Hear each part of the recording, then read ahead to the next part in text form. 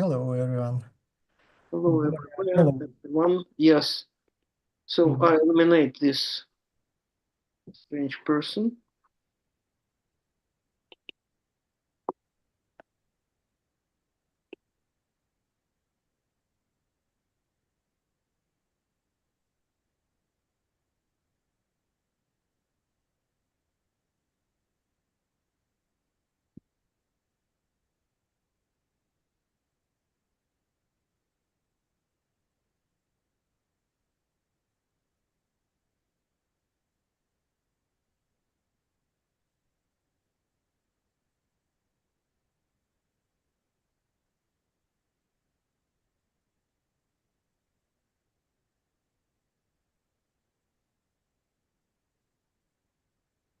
Так, у Андрея проблема с микрофоном. Ну, давайте тогда... Данияр, посмотрите, пожалуйста, видно это самое у нас на YouTube? Так, сейчас буду открывать, что у нас. Логика Москва, да? Мгм.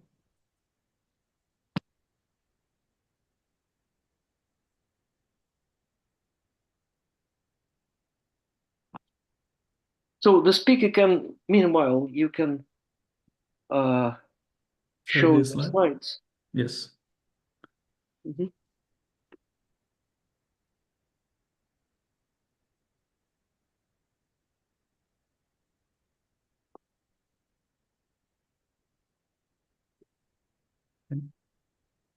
So there they are. I see our YouTube. So there they are. Hello. Hello. Hello, I everybody. see So our YouTube. So there they are. Good. so today we have a talk by... Let me just say Just a few words. So, Valentin Борисович, shall we start? yes, please. Today our guest is Borja Sierra Miranda, a PhD student of Thomas Studer. Am I right? Yes. And Borja, like me, is interested in cyclic and non-wellfounded proofs. And that's very good in my view. So it's my pleasure. Borja, please start. Thank you for the introduction. So yes, exactly. I'm a PhD student at the University of Bern. I'm interested in cyclic and especially non-well-founded proof theory. And so today I'm going to present this work, which I call non-well-founded master modality from cat admissibility to cat elimination. And so this is joint work with Thomas Tudor. And the first part is also joint work with Lucas Zenger, another PhD here at the University of Bern.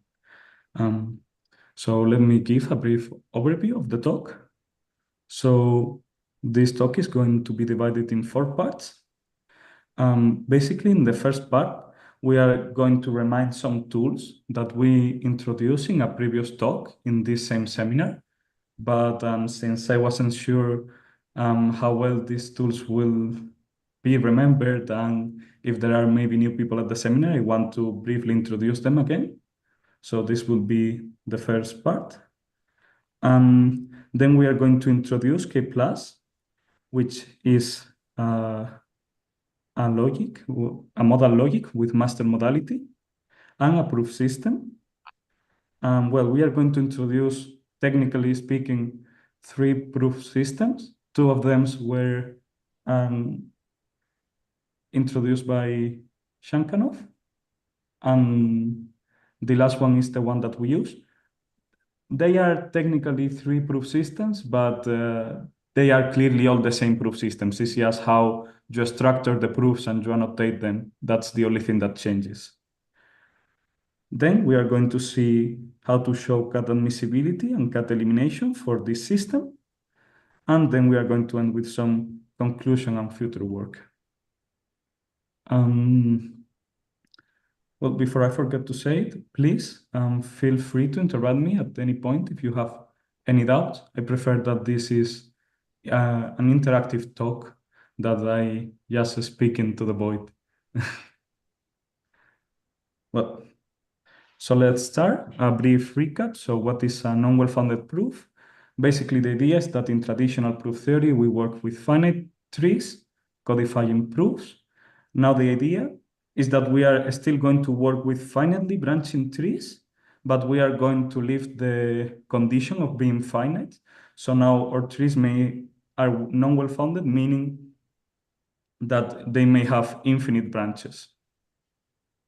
Now, one of the direct implications of this is that the trees a priori don't have a notion of height. So usually you define the height of a tree being an ordinal, and you know that when you go to a successor of a node, you are descending the ordinal, and this allows you to prove things about trees, or proofs in this case, using induction, or defining functions over this using recursion. Once we move to this non-well-founded setting, we lose this ability a priori. And another remark to make is that since a lot of time ago, we know that non-well-founded reasoning is unsound. So when we work with non-well-founded proofs, we need to take some care, and we have to limit the possible branches that appear in a proof. And this is what we call the branch condition. Basically, not every non-well-founded reasoning is allowed. You need some conditions to limit it. Okay. So the first thing I want to talk about is this cut admissibility versus cut elimination, because the name of the talk may be surprising, because usually in finite systems, where depending on what you mean with cut admissibility and cut elimination, in finite systems, cut admissibility trivially implies cut elimination and vice versa. So these usually are equivalent things if you use the definition that I'm going to give below. So it's a shock that we are going to talk about these two concepts separately, but let me explain why. So as usual, we're working with sequence calculi, and we assume that the sequence are ordered pair of multisets. And we have here the most important rule, the cut rule, in our study. And now we distinguish between two concepts. So we have cut admissibility, and cut admissibility just means that the cut rule is admissible, right? So it means if you can prove the premises of the rule in the Jensen system, then the Jensen system can also prove the conclusion. So this is admissibility of a rule. And now for cut elimination, we define it as if you have a proof in the system extended with this rule, then you can get a proof in the original system. So notice that in our definition of admissibility and elimination, there is no appeal that one is a constructed procedure or something like this. It's just one of them is that the rule is admissible, and in the other is that you can, if you have a proof using the rule, then you get a proof without using the rule. Now, infinitary proof theory and also in well-founded proof theory, so when you have, for example, the omega rule in arithmetic, these two notions are the same. Basically, you can do an induction in the height of the tree, and elimination clearly implies admissibility, and for the other way around, it's just an induction in the height of the tree. However, as I said, in our setting, we no longer have a notion of height a priori, so this is a little bit more complex. It is still true that elimination trivially implies admissibility, but the other direction doesn't need to hold a priori. So what we are going to see, in some sense, is first we are going to prove a method of cut admissibility for the master modality, and then we are going to see how to leave this admissibility to full cut elimination. By the way, I think in ordinary proof theory, cut elimination, when one speaks about cut elimination, versus cut admissibility, one usually assumes that it is constructive. So yeah, exactly. This so is non-constructive is there is no difference between 1 and 2 in classical context. But constructively there is, so one usually talks about cut admissibility via some kind of semantical proofs, for example, something like that. So here we are slightly using slightly different meaning of words. Yes. Yeah. That is totally true. However, for me, in some sense, this is the right meaning, because when you say that a rule is admissible, not in CAD, like any rule, you are claiming this. You are claiming, usually you say if the premises are a theorem, the conclusion is a theorem. This is the equivalent statement in the sequent calculus, and doesn't have anything to do a priori with constructivity. But it's true that in usually that is the difference. But in this talk, the difference is that one is this statement and this is the other. But we don't take into account any notion of constructability. But thanks for the remark. Yes, it's important to keep that in mind. Okay, so now let's remind the tools from the previous talk. So in order to show so basically in a previous talk, we show how to provide cut elimination for a class of non-well-founded proofs, which are called local progress. So I'm going to reintroduce this concept and the method quickly. And the particular example that you can have in mind is corecursion modal logic. So this is the definition. I assume you are familiar with it. So it's the smallest normal modal logic with this axiom here. Now it is sound and weakly complete with respect to this class of Greek keyframes, which are reflexive, transitive, and chain converging. And chain converging just means that if you have an ascending chain, then it must be at some point that is stabilized. So from some point, it's just the same element repeated over and over. Now this is local progress, sequent calculus for corecursion modal logic. And what do we mean with local progress? So the idea of local progress is that you have some rules and some premises of these rules that you declare as progressing. In our case, the only progressing premise is here, is when you go from the conclusion of the modal rule to the right premise. Then we declare this as progressing, and now we allow non-well-founded proofs, but we impose that in any infinite branch, you must progress infinitely often. So that means that you go from the conclusion to the right premise of the modal rule infinitely often. So this is what we call local progress. And in case we add the rule of cut, then we assume that in the rule of cut, no premise is progress. Any questions of this? Okay, good. So here it is an example. The idea is that once you arrive to this node, this is just repeating over what happened here. So you will copy this part of the proof over and over again, creating an infinite branch. And now this infinite branch fulfills the branch condition because it goes, you can see that it goes through the right premise of the modal rule infinitely often. So here you can see that it goes twice, but since we are repeating from here, then it will go infinitely often. So this is an example of a proof in this system. And well, here there is a little reasoning about soundness and what is the difference with finitary proof theory. I don't want to enter into the details, but the idea is that you a priori cannot do an induction, so you do, in some sense, a proof by infinite extent. This is the whole idea, but you need to change a little bit your methods. I also want to introduce briefly corecursion for trees, because it's going to be the main tool that we use. So usually, in order to define a function corecursively for non-well-founded trees, you need a corecursive step function, which will look something like this. So the idea is that you have this corecursive step alpha, such that given a non-well-founded tree, it returns a node, and it returns a finite list of non-well-founded trees that you can imagine as being the things of on top of this node. Now the idea is that you can extend this recursive step to a function from non-well-founded trees to non-well-founded trees just by applying it exhaustively. So the idea is you start with a non-well-founded tree and you want to apply this extension of alpha. So you apply alpha to this, you obtain a node and you obtain some trees on top of it.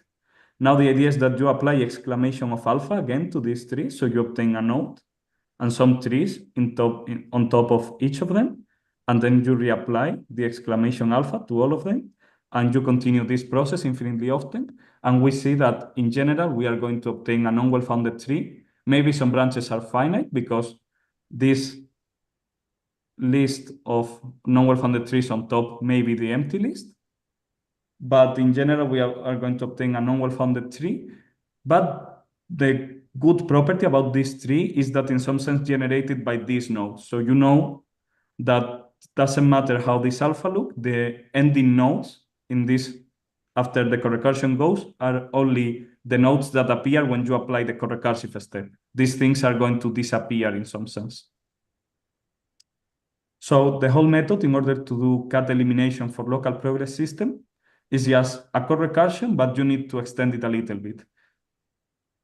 The idea is that it doesn't work that well if you only take care of the last node, because this will be at the level of proof, it will be taking care just of the last application of a rule, or to the last rule of the proof, better said. And the problem with this is that it's hard to say how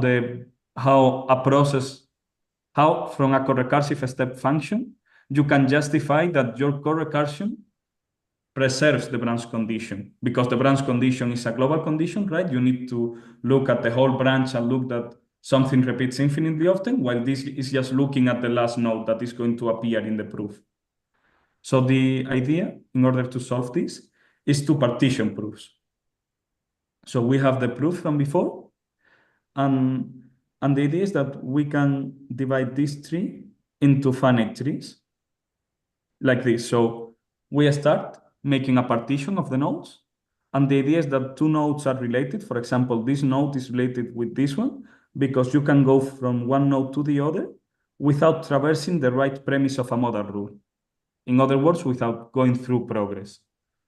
So it's easy to show that this defines a partition over the nodes. So for example, this will be an element of the partition. Then you can see that here there is another element, and here another element will start. And the idea is that this partition partitions the non-well-founded tree into a tree of finite trees. So each of these, if you notice, is a finite tree, each element of the partition. Just as some notation, a tree with a partition which divides it into finite trees will be called a finite fragmented tree. We call these things, well, yeah, now in this extension of the work in the current talk, we call each of these a local fragment of the proof. This one, we call it the main local fragment. So this notation is a little bit outdated. So the idea is that each of these, you can think of it as a local fragment of the proof. This one is the main local fragment, and then you can define the notion of local height of a local progress proof, being the height of the main local fragment. And now the whole idea is that you know that inside a finite tree, you don't make any progress, but when you go from a finite tree to another finite tree, you are making progress because you are traversing, well, that is the condition, that if you are in different partition, if you must go through progress to go from one node to the other. So then this gives automatically that if you have a tree generated by local fragments, then it must fulfill the branch condition. Because if you have a branch, an infinite branch in it, since each of these elements of the partitions, each of the fragments is finite, you know that you must go through infinitely many fragments, and this means that you must progress infinitely often. So then the whole idea is, instead of doing a corecursion for trees, doing the corecursion for finitely fragmented trees. So now we take a finitely fragmented tree. So this is just the non-well-founded tree with the partition, and you return a finite tree which is the main local fragment of this thing, and some finitely fragmented trees on top. And then the procedure is completely analogous. The only thing is that instead of adding a node each time, in each step, you are adding a whole finite tree in each step. But then you know that if each of these finite trees is a fragment in the system that you want to end the translation, then you know that the result of the corecursion is a proof, because this is guaranteeing progress. So let's see how to apply this for cut elimination. So the idea is that we have 4 types of trees in total, right? We have non-well-founded trees that may use cut. We have non-well-founded trees that doesn't use cut. We have finite trees, which are the fragments with use cut, and we have finite trees that doesn't use cut. So now the idea is to proceed in 3 stages. The first stage is kind of local admissibility. So this is in some sense cut admissibility, but only in the main local fragment. So this means that if you have 2 proofs such that the main local fragment has no cut, and then you cut them at the bottom, then you can obtain a proof of the same sequence that has no cuts in the main local fragment, but it may have cuts in other local fragments. So this is in fact, if you think that all these triangles, if all the black triangles were white, this will be what I call cut admissibility. But since these are black, so they may contain cut, then this is only local admissibility. But once you have this local admissibility, you can do this, which is you take an arbitrary proof, and then you can push all the cuts in the main local fragment outside the main local fragment. This is just, since the main local fragment is finite, we know that the number of cuts in the main local fragment is also finite. So you can do induction by the number of cuts, and then you just apply the admissibility for topmost cuts in the main local fragment. And this gives this function that, if you notice, it looks like a corecursive step function. And in fact, it is a corecursive step function. So the idea is that we want to extend, we want to extend this corecursively in order to do this procedure here. So basically, you start with a proof with cuts. Now you push all the cuts outside the main local fragment, but you have another proofs with cuts on top of it. But then you again push the cuts outside the main local fragment of each of these, obtaining again some proofs with cuts on top of it. And when you go to the limit, you obtain something like this, which is a proof, since it is generated by local fragments, and it is cut-free, since each of the resulting local fragments that are going to stay after the corecursion are cut-free. So this is the whole idea for cut elimination for local progress, and as we saw, is in some sense a kind of admissibility implies elimination style of argument. Any doubts?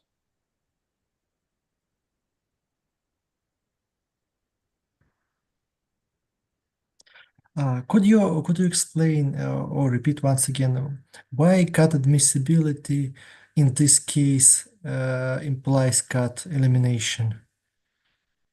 Yeah, but it is not is not truly cut admissibility. Is this which is in some sense local cut admissibility. So if you think about this, this is saying if you have 2 proofs that doesn't have local cuts, so they don't have cuts in the main local fragment, and you cut them, you can obtain also a proof that doesn't have cuts in the main local fragment of the same sequence. So this is admissibility if you consider that your system are the proofs that doesn't have cut in the main local fragment. The idea is that once you have this, you know how to push all the cuts away from the main local fragment, because this is just an induction and applying the step before. And once you know how to push the cuts from the main local fragment, you can extend the procedure co-recursively, because you know that in local progress proof, they are generated by fragments. So once you have something of this shape, you can extend it co-recursively and apply Yes. alpha. I understand. You mean this restricted in cut admissibility in this restricted sense. Yeah.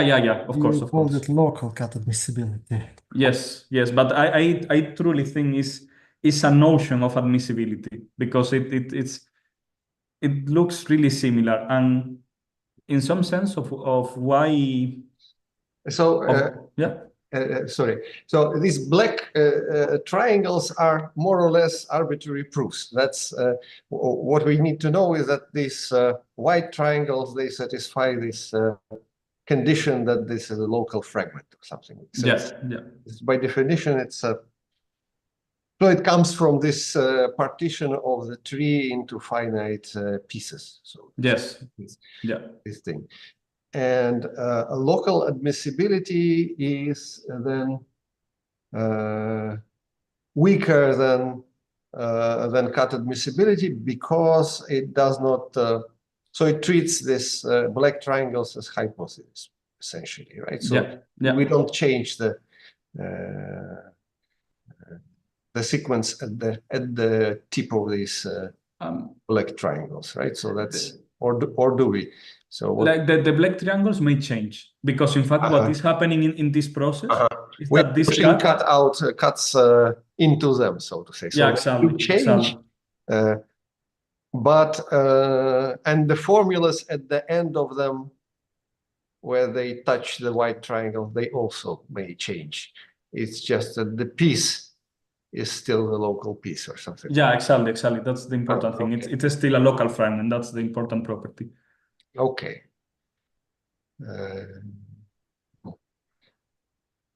And that lemma, so obviously it reduces the proof of cut elimination for Grigorchik logic to this local admissibility lemma, and that's what you need to prove. And then you will argue by the height of these, something like the joint height of this subderivation, finite fragment or something. The idea is that the local admissibility is proved by the sum of the local heights of these two. And then the second step is just an induction in the number of cuts, because in the first step we only take care of one cut. Well, now we need to take care of all the finite amount of cuts that appear in the main local fragment. And now the third step is no height, is just a corecursion. So it's in some sense it's recursive, co-recursive. In some sense. Okay. So is this procedure different from what Daniar and Savateev had in their paper, or is it essentially the same procedure? Looks like very similar, but of course there is a maybe different arrangement. We don't know. There have been given some hints by when we submitted this result to a conference by the reviewers, or of how to explore this, but we have not yet explored it. Our intuition is that it is the same. It's just two different descriptions of the same procedure, one using ultrametric, or not. Maybe it's not the same procedure, but they look quite similar. And the main difference is that one is described via ultrametric spaces, and this one is described via partition. Okay, so what do you think about it? I guess this is essentially the same.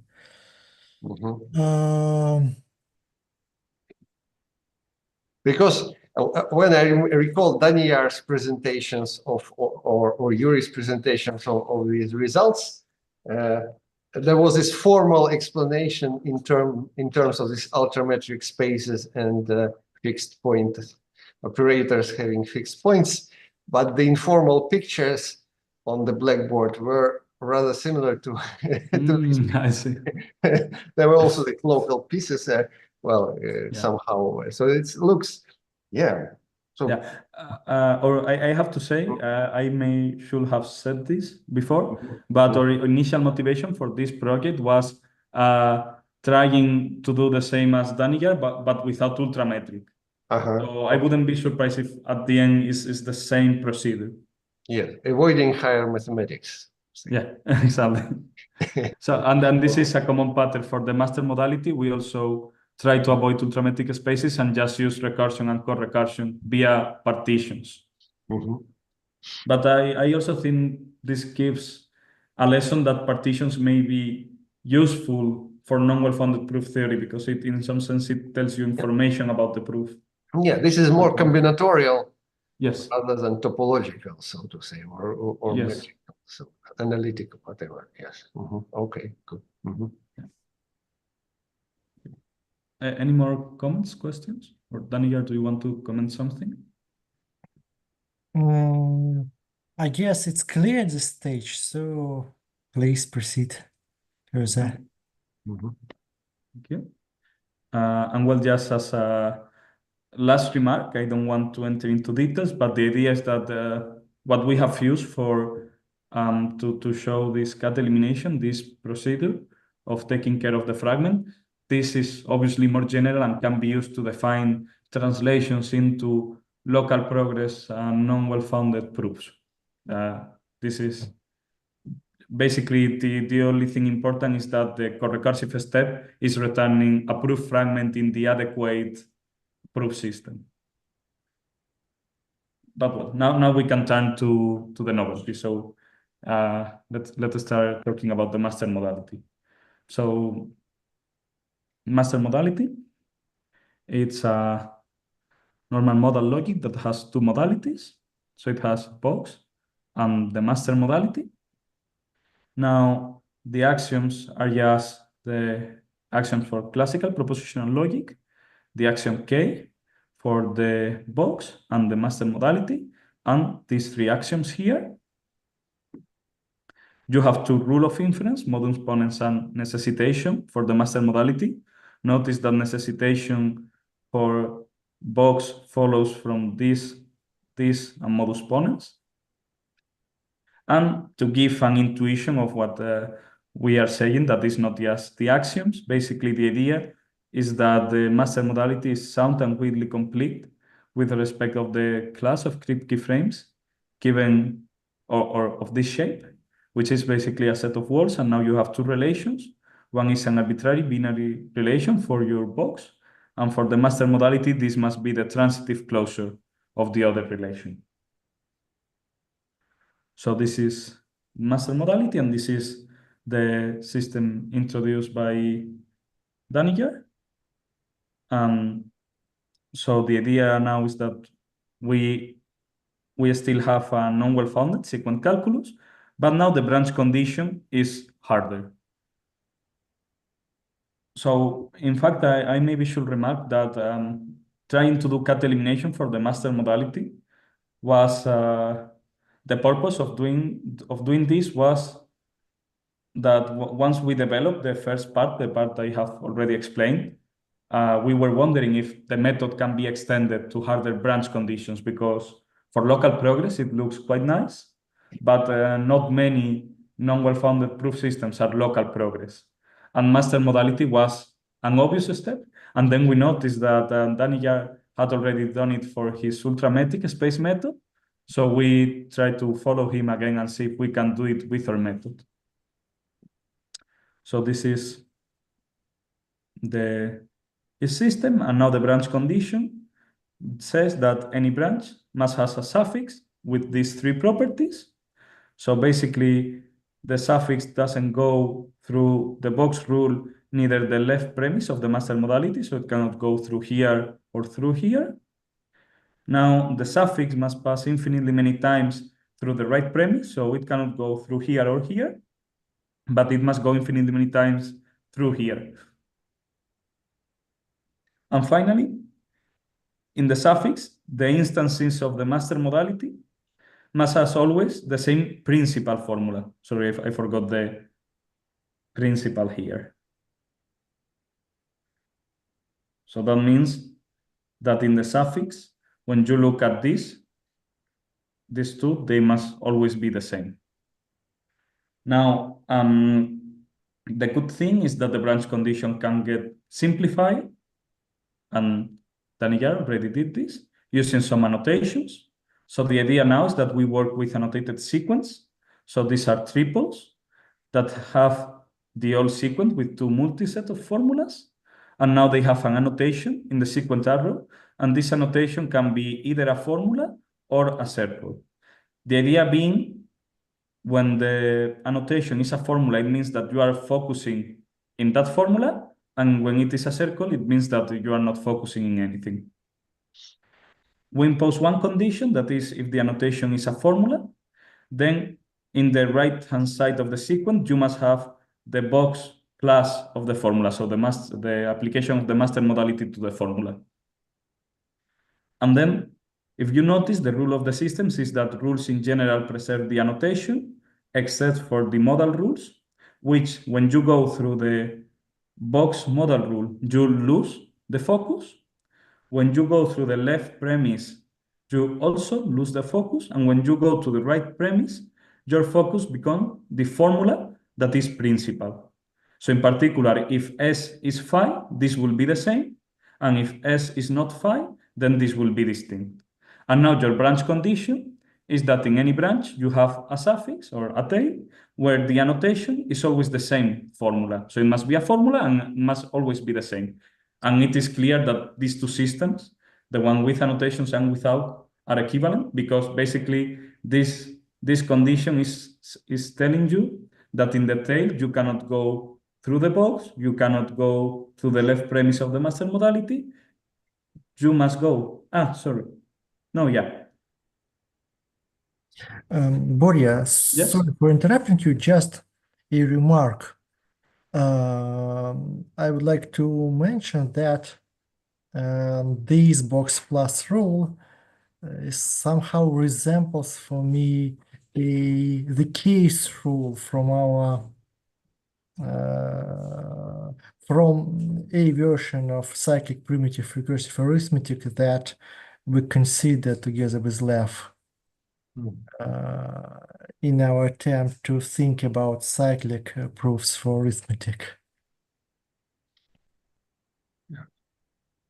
Right.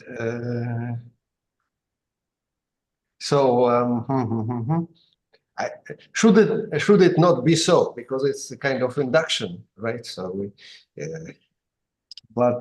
okay. So the left branch is the zero case, and the right branch is the step case. Yes. Roughly. Okay. And I would like to add that our syntactic procedure of transforming proof of cyclic primitive recursive arithmetic into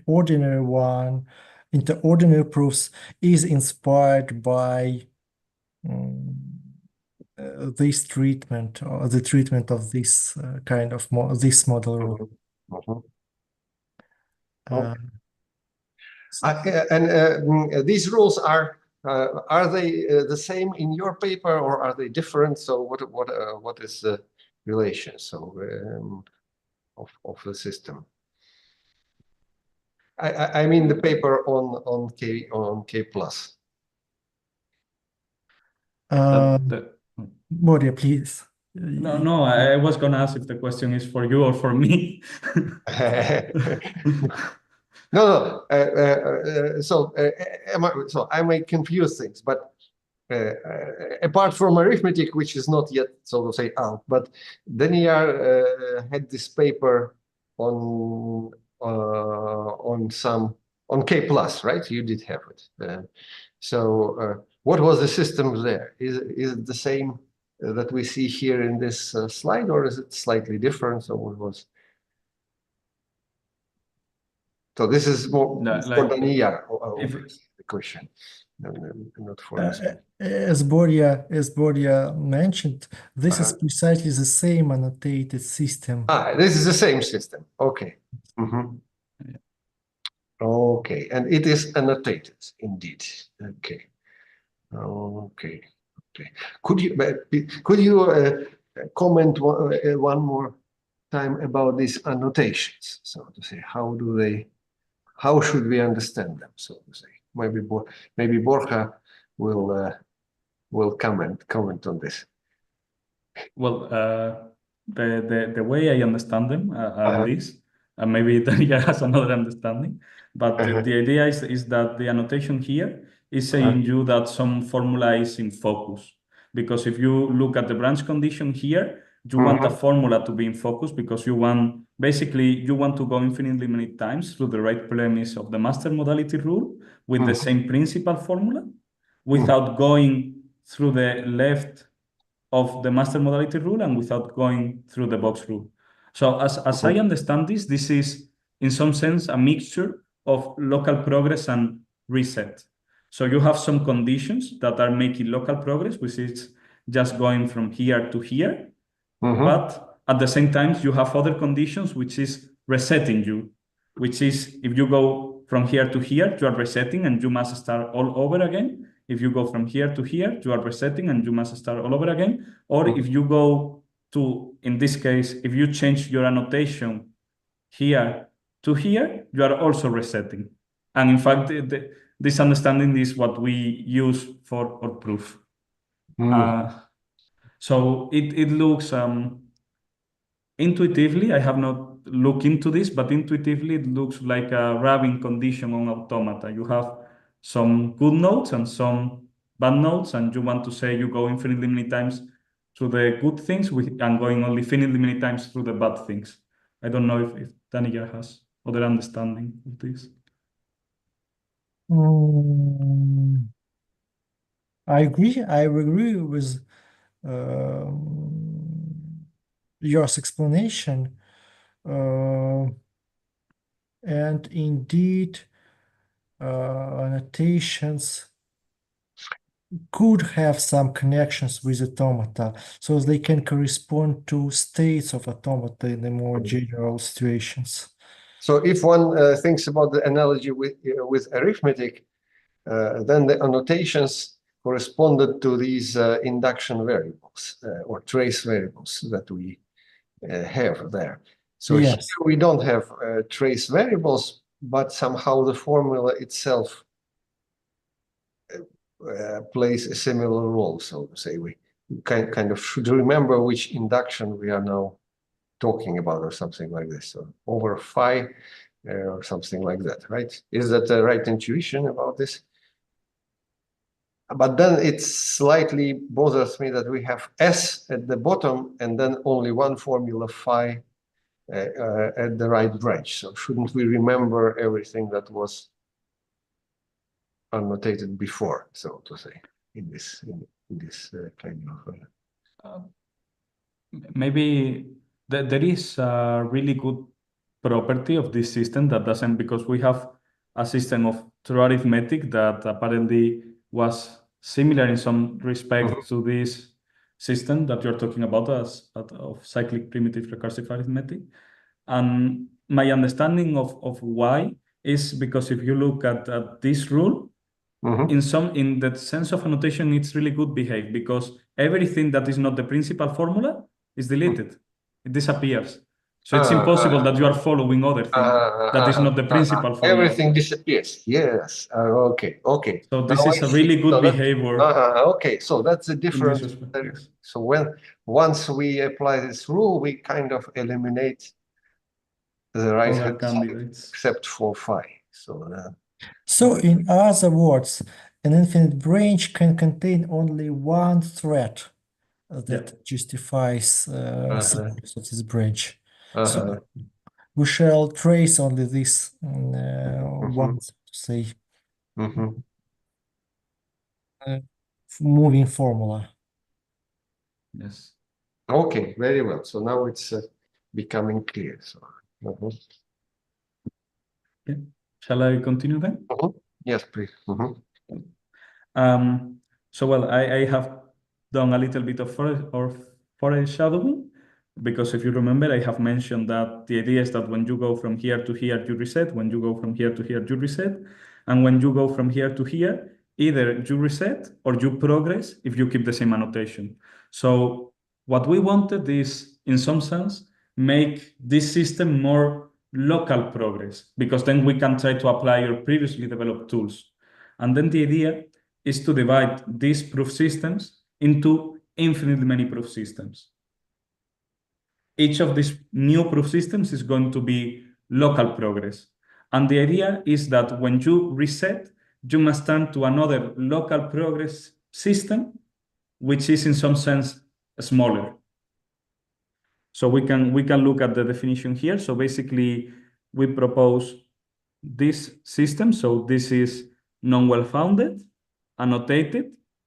I have called this L because at the start I thought this about label, but now I think this should be an A of annotated, of the master modality. And now with focus in annotation S, so this is telling you, so in each of these systems, there is only one annotation possible. And the idea is that this is telling you which is the annotation. And now this is telling you, in some sense, is a measure of how many proofs in smaller systems it can have. So what is the idea? The idea is that whenever you reset, for example, look at the box rule. Whenever you reset, you end your proof. This is a leaf. Officially in the system, this is a leaf. The idea is that this will be an hypothesis, but we don't want arbitrary hypothesis. We want something that justifies that we can take this hypothesis. So the justification is just a proof in a smaller system. So this beta must be smaller than alpha. And now the point is that if you notice, the annotation here is S, but now when you go to the smaller system, you have changed the annotation for circle. So if you want a picture of this, it will be something like you have a non-well-founded proof, which is local progress. But now at some point in this proof, there may be leaves that go to another non-well-founded proof that is local progress. And then again, this one may have some leaves that goes to a non-well-founded proof that is local progress. The point being that if you look at the tree generated by these big triangles, your tree is well-founded. And that's the reason we can put this ordinal alpha there. And as you can see, so whenever you reset, you go to another system and you need a proof in that system to guarantee that your assumption is justified. We call this a witness because it witnesses that the assumption makes sense.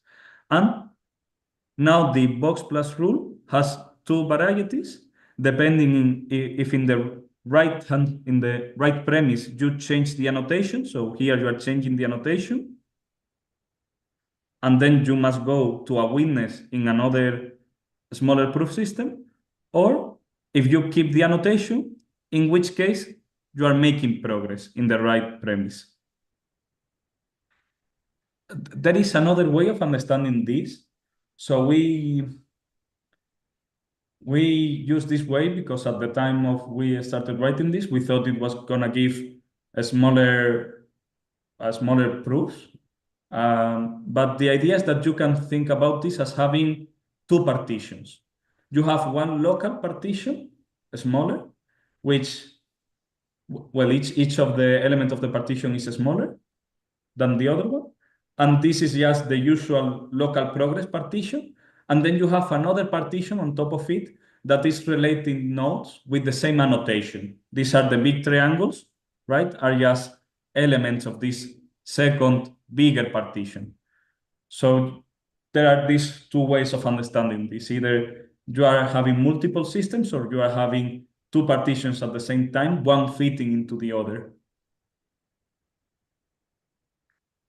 Is it more or less clear? So to say global and local fragments. Yes. Yes. We have the local, which are as the previous, and now we have also this global with our sharing the annotation. By the way, what do these subscripts F and U of box plus Yes. do? Yes. And focus and unfocus, because we look at this in the tradition of focus systems of non-well-founded proof theory. And then the idea is that here you keep your formula in focus, and here you unfocus it and focus another formula. This one can also be called change, right? Because you are changing the thing in focus, but well, we call it unfocus. Okay.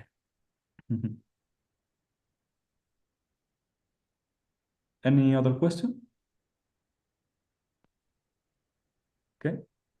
So we are closer to our goal. We now have infinitely many, but each of them is local progress, which is good because then we can try to apply the tools we previously developed.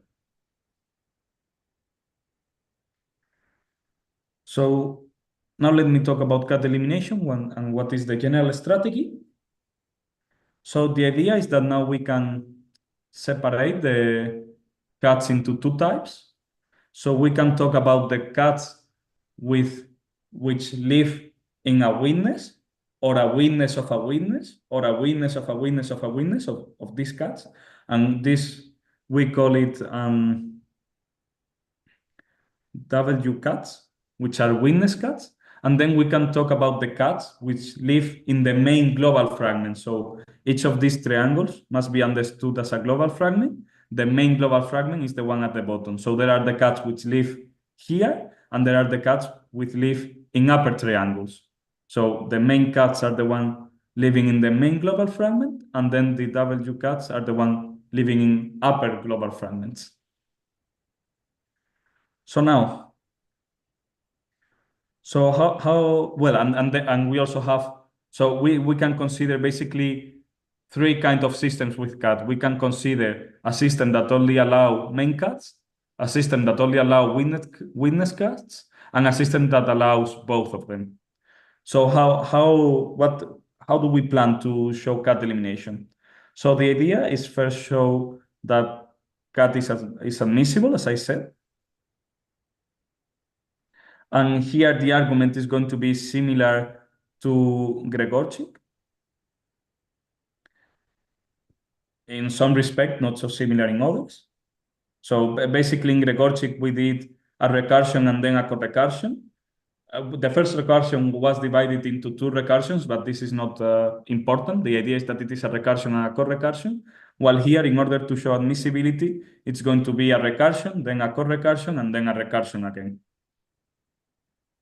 And this is in fact inspired by some talk with Daniel, where he proposed this concatenation of recursion, corecursion to analyze these systems. Now, the idea is that once we have shown that this is admissible, we are going to prove this. First, we start with a proof with arbitrary cuts, and we show that it can be transformed into a proof whose cuts live only in the main global fragment. Then once we have this, we show that if we have a proof of this kind, then we can transform it into a proof whose cuts live only in the witnesses. And there is one thing which is important. They live in the witnesses, not in the witnesses of witnesses or witnesses of witnesses of witnesses, just in the first level witnesses. And the most important thing is that each of these witnesses will have only finitely many cuts. And then we can use admissibility to eliminate the cuts from this proof. I know this may look a little bit weird, but let's have a graphical intuition of this. So this is in general how see these proofs, right? As having global fragments, and each global fragment is divided into local fragments. So now the idea is that we start with this, we start with a proof that has cut anywhere. Now we proceed by, I mentioned that if you look at the tree generated by these big triangles, it's a well-founded tree. So you regain, so now we have two notions of height. We have the local height, and we have what we call the ordinal height, or the height, which is the height of the tree of these big triangles. So looking at these big triangles as nodes. This is well-founded, not necessarily finite. in my pictures, they are going to be finite, but you can imagine that there are infinitely many big triangles just in a well-founded way. So the first step is to do induction in this ordinal height, and then you can assume that in all the witnesses, you can eliminate cuts. So you go to this one and eliminate cuts, you go to this one, you eliminate cuts, and you go to this one and you eliminate cuts. Eliminating cuts meaning eliminating cuts of the whole subproof that you will get. And then you will end with something like this. So now you will have a main global fragment with cuts. You will have witnesses that don't have any cut, but some new big triangles may appear during this process because we are not guaranteeing that cut elimination preserves the ordinal height. And in fact, it generally doesn't preserve it. But once you have this, you can push the cuts outside the main global fragment in a smart way, such that something like this happens. This picture is a little bit tricky because in this process, this case of having more big triangles can also occur. So if we are totally truthful, here we should have included more big triangles, but I was a little bit tired of drawing triangles, so I didn't add them. But now the idea is that from here, by pushing the cuts outside the main global fragment, you obtain a proof with no cuts in the main global fragment, but that may have cuts in the witnesses, but all of these cuts are going to be in the local fragment of this proof, in the main local fragment. So the local fragment at the root, similarly here and similarly here. Now the local fragment is a finite tree. So we know that in each of these, you only have finitely many cuts. Since we have proven cut admissibility, we know that we can eliminate finitely many cuts just using an induction in the number of cuts. And then we will obtain something like this. We will again create more big triangles, but we will obtain a proof that is cut-free. This is the whole procedure. Is the intuition clear?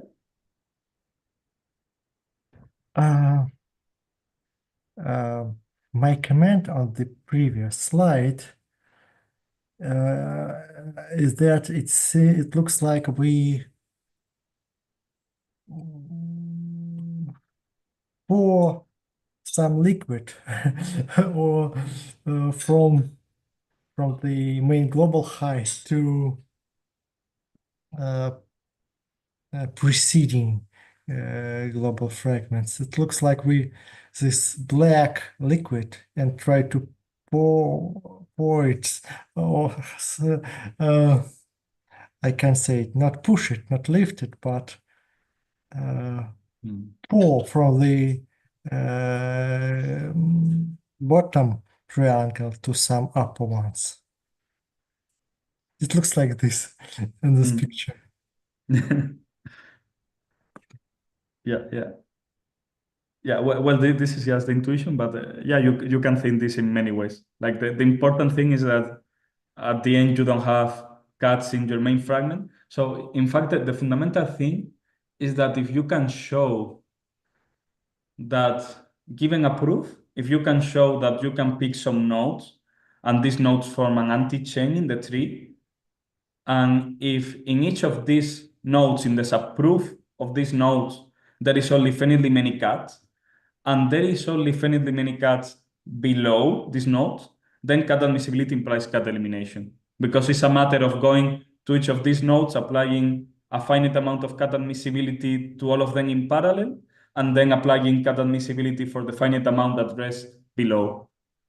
So the idea is, in some sense, I like to call it a parallelization of the cuts. So you are putting the cuts in parallel so they don't form a chain of cuts, which I believe is the danger in non-well-founded proof theory with cut is the chains of cuts, the infinite chains of cuts.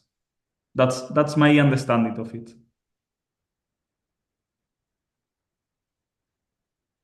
But maybe I should continue because there is not that much time. I think we are not going to see the details, but at least some comments. So some comments. So as usual with cut elimination, you need some auxiliary functions like weakening, like contraction of some formulas, inversion of other formulas. And since we are working with annotations, you also need change of annotation function, which allows you to have a proof with an annotation to a proof of the same sequence with another annotation. And obviously you need that these functions are well behaved. For example, they shouldn't introduce cuts if you want to use it for a cut elimination, right? They shouldn't be dangerous. Or maybe if you are doing an induction over the local height, you want them to preserve the local height. So in fact, these are all the preservation properties that these functions need to have are considered here. So they are ordinal height and local height. The size of cuts, meaning that if you have a bound in the size of the cut formula of all the cuts in a proof, when you apply this function, the bound remains being an upper bound. Freeness of cut in the local fragment, meaning that if you have a proof with no cuts in the main local fragment, then after applying the function, this is still true. Locality of cuts, meaning in some sense the opposite. So now if you have a proof whose cuts are only in the main local fragment, when you apply this function, they must remain there, only in the main local fragment. And locality of cuts in witnesses, which is just locality of cuts, but not for the proof itself, but for its witnesses. Now, when it preserves everything, we call it strongly preserving. And if it only preserves a partial amount of them, which are everything except ordinal height and locality of cuts in witnesses, we call it weakly preserving. Now, this may seem like a lot, but the point is that all of these properties are trivial. Like just by inspection, you notice that all of them are true. And now the point is that in the change of annotation, just by inspection, you notice that it is weakly preserving. And for the rest, for weakening, contraction, and so on, you can see by inspection that they are strongly preserving. So this is something that we need. There is some. So here I have, let's look into the cut reductions. I think we can briefly look into the cut reduction, and these are the most interesting ones. By the way, I forgot to mention, this is also important. All the auxiliary functions can be defined by induction in the local height. This is a nice property that is not true in general when you work in non-well-founded proof theory, but for these systems, and in particular, it is related to what we talked earlier, that when you apply a modal rule, you only retain one formula and you are doing weakening at the same time when you apply that rule going into the conclusion. Thanks to this, you can prove everything just by induction in the local height, which is quite nice. Okay, so here in the cut reduction, so we have some cases which are as usual, right? The axiomatic cases, which they don't have nothing special. Now you go to principal reductions where the cut formula is principal in both sides. And then you have only the implication case, which is again as usual. Now you have commutative implication cases. So cases where the cut formula is not principal in one of the proofs. And we assume that the principal formula is an implication. So again, this is usual. And now the modal cases are the interesting one. So here you have some cases like when the cut formula is in the weakening part of a modal rule. So in this multiset that is added in the conclusion, then it is clear how to eliminate it. You just change the weakening part and you are free to do this because it will be changing from a weakening to another kind of weakening. And the interesting cases are here. And in fact, I want to focus into this one because I consider this one is the most interesting case. Basically, the idea is that when you want to show admissibility, you do it by induction in the formula of the cut formula. Then the propositional variable is trivial. The box formula case is easy. But when you arrive to the master modality, it's harder because you also use the notion of, basically you use the notion of the height of the cut. And the point is that in all these other cases, whenever you apply a cut, the height of the cut gets smaller, or you are cutting a smaller formula. So you just use your induction hypothesis and you go. However, in the master modality, this doesn't happen. Why? Because if we look here, we start cutting this formula, right? Which is a master modality formula. Now here, we are going to cut, well, this is a box dot, so it means the master modality of the formula and also the formula, separated by a comma. So we are going to cut this with this. Now the problem is that the size of the formula is the same. And if you look at the local height of this, so sorry, not the local height, the global height. If you look at the global height of these two, basically, the global height of this is the same as the global height of this. And this one is the same as the whole proof because this is not a witness. And you only reduce global height when you go to a witness. While here, what is happening is you are going to a witness, so you reduce global height, but then you are changing the annotation. And this may increase the global height by 1. When you take both things into account, you notice that the global height of this cut is the same as the global height here. So you must be careful. And the way you do this for admissibility, so here we have two different procedures. One is pushing the cuts and the other one is admissibility. For pushing the cuts, this is not a problem because you are doing induction in the local height and you do it. And well, in fact, when you only want to push things outside the local fragment, this is not a problem because this is already outside the local fragment. So then these are cuts and you don't need, they are real cuts and you don't need to apply any induction hypothesis.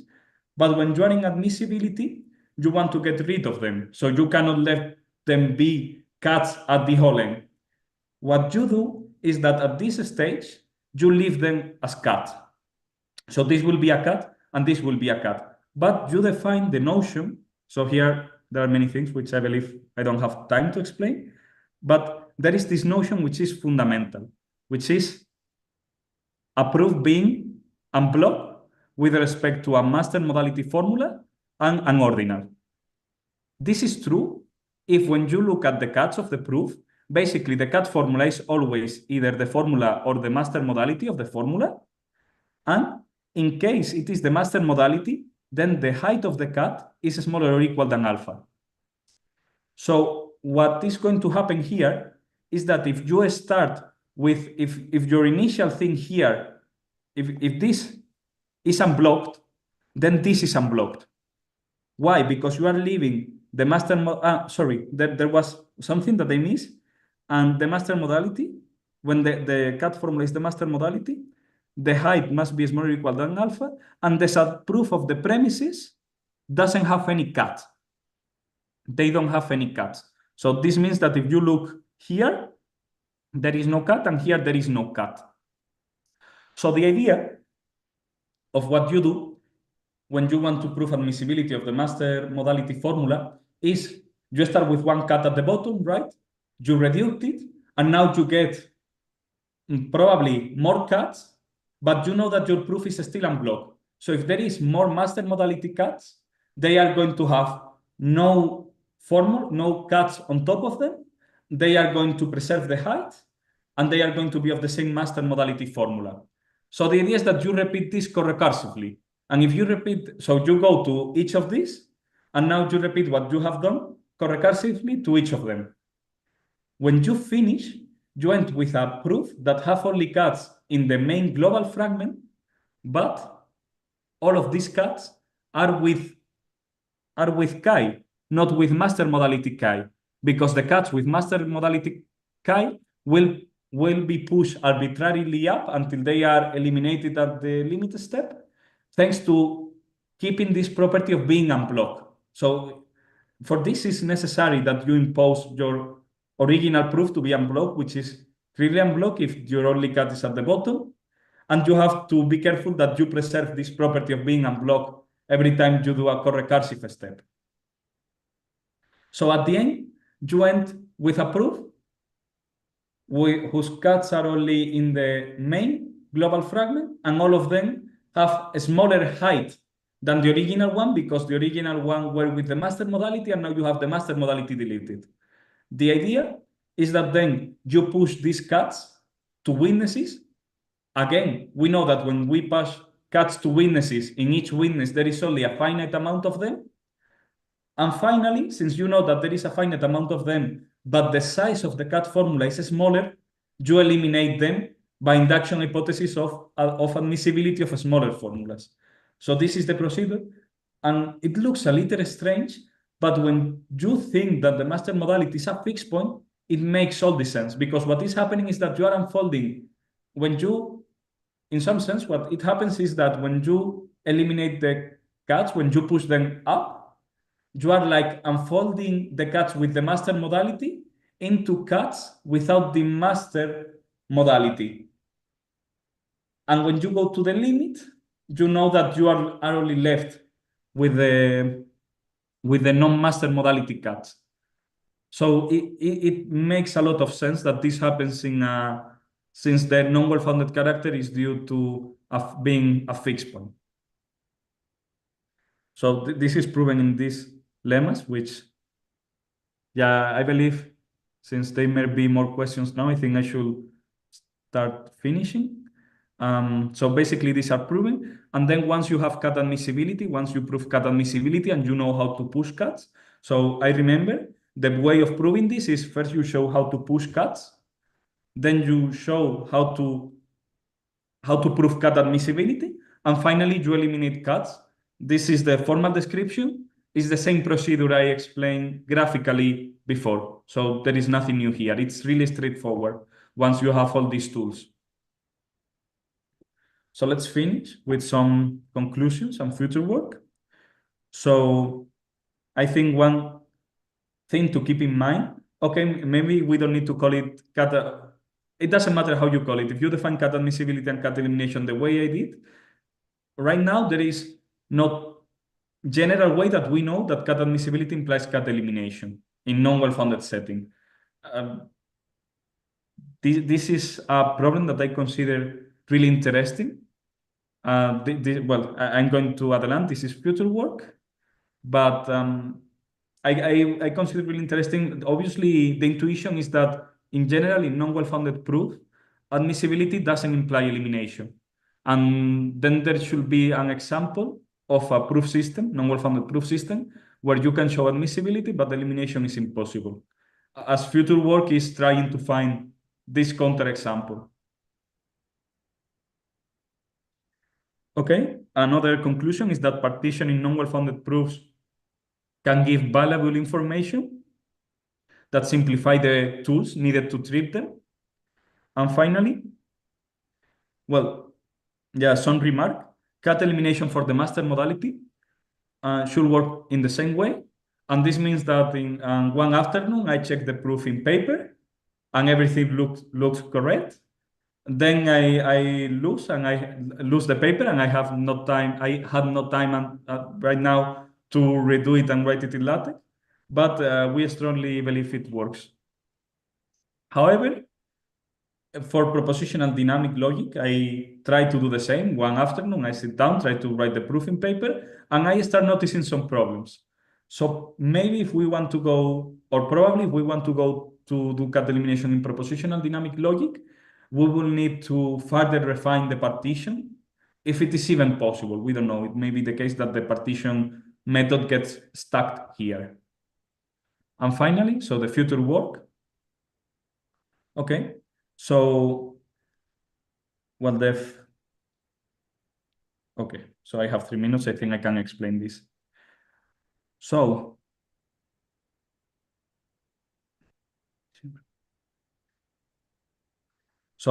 as I said, one of the things to study in the future is this partitioning of proofs, how far it can go.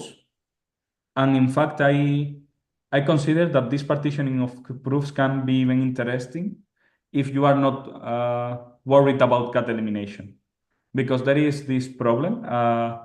I believe Daniel mentioned it to me a while ago, but I didn't understand it at the time.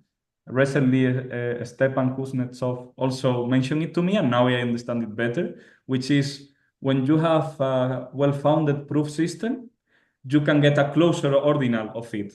It's just starting from the empty set and closing this set every time by all the possible applications of one rule in the system, looking at when this operator, which is the closer operator, the closer ordinal of this operator. However, there is no clear way of how to do this in in non-well-founded proofs, thinking about it intuitively, I think this can be related to partitioning the proofs, because if you think about it, the way we partition the proofs, each big triangle corresponds to an application of an omega rule. And then this seems to link in some way both ordinals. They are not going to be exactly the same, but the ordinals, I believe they are going to be linked. We have not yet explored this, but I'm hopeful, at least for these systems where the partition works well. I don't know for more general systems, but this is a motivation to explore these partitions, even if you are not worried in cat elimination. Also, part of the future work is trying to come up with other methods for showing that cat admissibility implies cat elimination, and provide, as I said, the counterexample that this implication doesn't hold in general. We don't know if it holds in general, but it will be really surprising if how I have defined admissibility and elimination, this will hold that one implies that admissibility implies elimination will hold in generally. I will be quite surprised if this is true. But I don't know right now of any counterexamples. And finally, as it has been mentioned in this talk, part of the future work that we should do at some point is try to see the relation between this approach and the approach of Sabatif and Shankanov, both in the Gregorczyk modal logic and also in the master modality. And that's all. Thank you for your attention. Thank you, Borja. I have one question at this moment. Let us recall your procedure of cut elimination for the case of Gregorczyk logic, when we just lift cuts from local fragments higher and higher. And let us imagine that we apply the same procedure in the case of K plus, just consider local fragment and lift all cuts from it upwards from other local fragments, just ignoring the structure of global fragments. Am I right that the result of your cut elimination precisely coincides with the result of this procedure that this procedure gives us in the limit?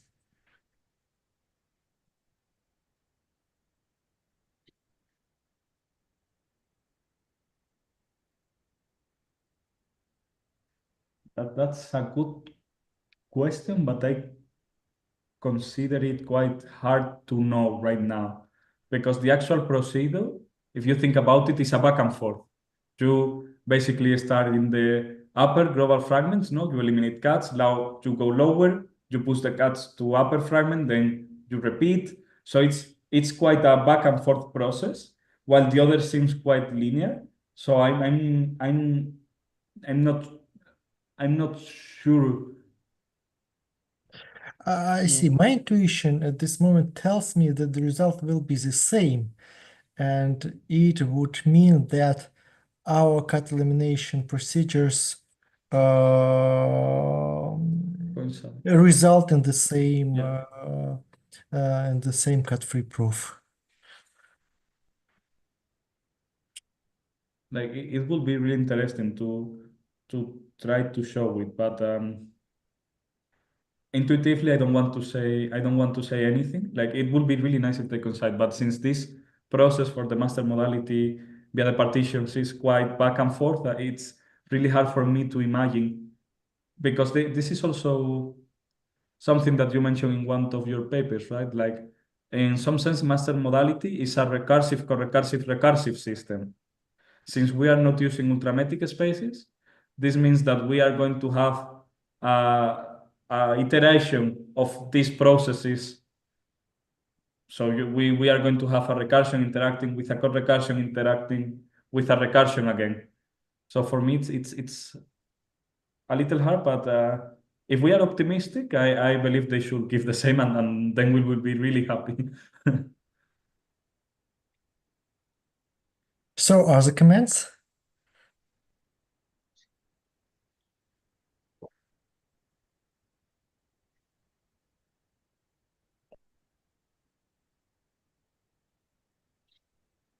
Well, overall, it looks very nice. So, yeah, good work. Thank you. Uh, I just at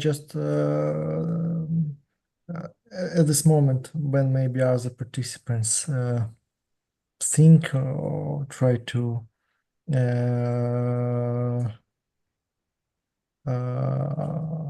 somehow unpack or what was presented, I just would like to add another remark to in the journal version of my paper on K plus, it should be a explanation that the result of my cut elimination is precisely like I described, just pushing cuts from the root upwards. And by the way, could you maybe a little bit uncover your intuitions about the case of PDL, propositional dynamic logic, or Yeah. giving us some feelings of obstacles? Like the obstacle, I believe that it happens. It's really simple. If you think about it, this method relies in first showing an admissibility, which is usually easy because you can quite, like, you start with one cut and you may end during the process with many of them, but in some sense, in every step, you can see how the cut evolves and everything is really nice. So obviously the hard part is pushing all the cuts outside the main global fragment, and in such a way that in each witness there is only a finite amount of cuts. So it's this parallelization process. The problem I believe I got in my first try of doing this for propositional dynamic logic is that this is no longer true, that when you push the cuts up, suddenly you basically, let me add a page. So imagine you have here a rule that goes into a witness, and here you have another proof, and this you are cutting this, and in order to redact this cut, this is a commutative case. So the idea would be that you apply R, now you cut the witness with some inversion of pi, and this will be the result, right? Something like this. The big problem is that if this thing is not a witness, or it has some good property in the amount of cuts, then here you are creating a witness that may have infinitely many cuts in case this one have infinitely many, because this is not a witness in principle. So this looks quite scary. And the problem of why this commutation may appear is that now we have much more many modalities. So we have much more many cases. And then some extra commutation cases may appear. This is something that doesn't happen at all in the master modality, and it is quite good that this doesn't happen, because otherwise it would be so clear how to put all the cuts in parallel. Okay, thank you.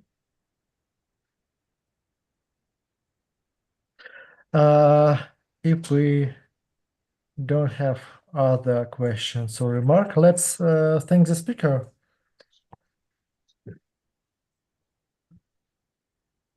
Okay. So Borja, I remember that we scheduled a discussion. Let's have a short break, maybe in 15 minutes, and then meet.